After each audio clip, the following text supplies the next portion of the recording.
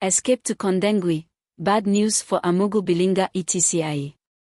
Welcome everyone to this new video. Today, we will focus on important news concerning the Cameroonian judicial system.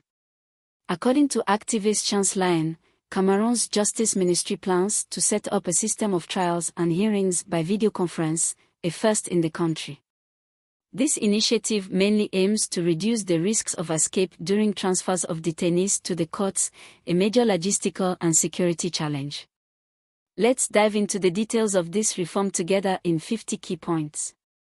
1. The Ministry of Justice, under the leadership of Law on ESO, is considering an innovative initiative to modernize the Cameroonian judicial system. 2. This ambitious approach aims to establish a system of trials and hearings by video conference, a first in the country. 3. The main objective is to reduce the risk of escape during transfers of detainees to the courts. 4. Currently, these trips require complex logistics, mobilizing significant financial, human and security resources. 5. The use of new information and communication technologies would make it possible to overcome these challenges. 6. By installing video conferencing devices in prisons and courts, judicial and prison authorities could organize remote hearings and trials. 7. This would considerably reduce logistical constraints and security risks. 8. The pilot project could begin in Yaoundé, involving Kondengui Central Prison and the capital's courts. 9. This experimental phase would make it possible to evaluate the effectiveness of the system before its possible generalization on a national scale. 10. This initiative is part of a global trend of digitalization of justice, accelerated by the recent COVID-19 pandemic. 11. It could not only improve security, but also potentially speed up legal proceedings and reduce costs associated with detainee transfers. 12. However, questions remain about the fairness of remote trials and access to justice for all. 13. The authorities will have to ensure that this new system fully guarantees the rights of the defense and the impartiality of procedures. 14.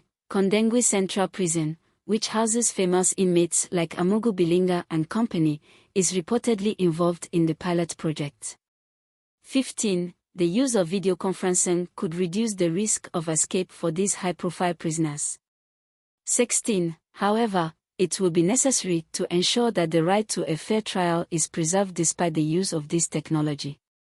17. Access to justice for all citizens, including the most deprived, must also be guaranteed.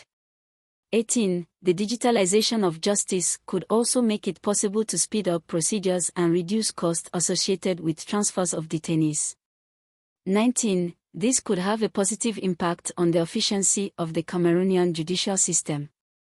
20. However, it will be necessary to ensure that this reform does not lead to discrimination or technological barriers for certain litigants. 21. The initiative is part of a global trend of modernization of judicial systems, accelerated by the COVID-19 pandemic.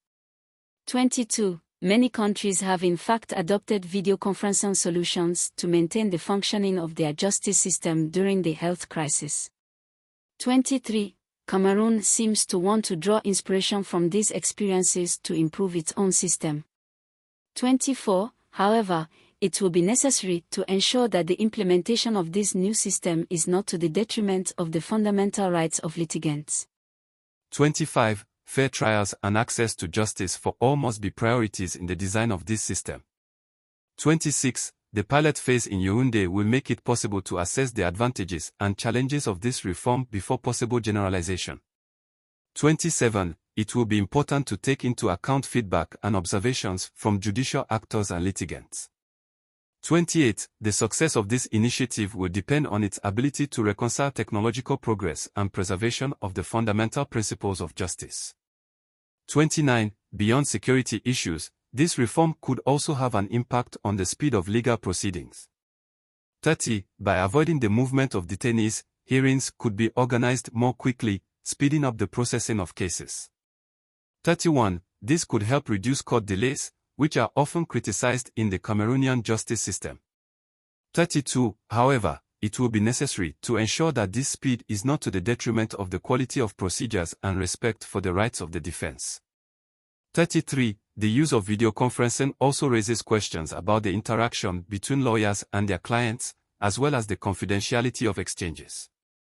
34. The authorities must ensure that litigants can communicate freely and confidentially with their counsel. Training and support for judicial actors will also be essential to guarantee the appropriation and proper use of this new technology. Beyond the technical issues, this reform will also have organizational and budgetary implications. The establishment of video conferencing infrastructure in prisons and courts will require significant investments. It will also be necessary to train staff and ensure the reliability and security of the system put in place. Rationalizing prisoner transfers could, however, generate savings in the long term. But the main thing will be to ensure that this technological development does not lead to discrimination or barriers to access to justice. The Ministry of Justice will therefore have to ensure fair and inclusive implementation of this new remote trial system. The Yaoundé pilot experiment will be decisive in identifying possible pitfalls and adjusting the system accordingly. The ultimate goal will be to modernize the justice system while preserving the fundamental principles of a fair trial. This reform is part of a context of digital transformation of public administration in Cameroon. It could thus serve as an example and inspiration for other sectors wishing to take advantage of information technologies. However, the authorities will have to remain vigilant and listen to the various stakeholders to ensure the success of this initiative. The challenge will be to reconcile technological progress, security, and respect for the rights of litigants.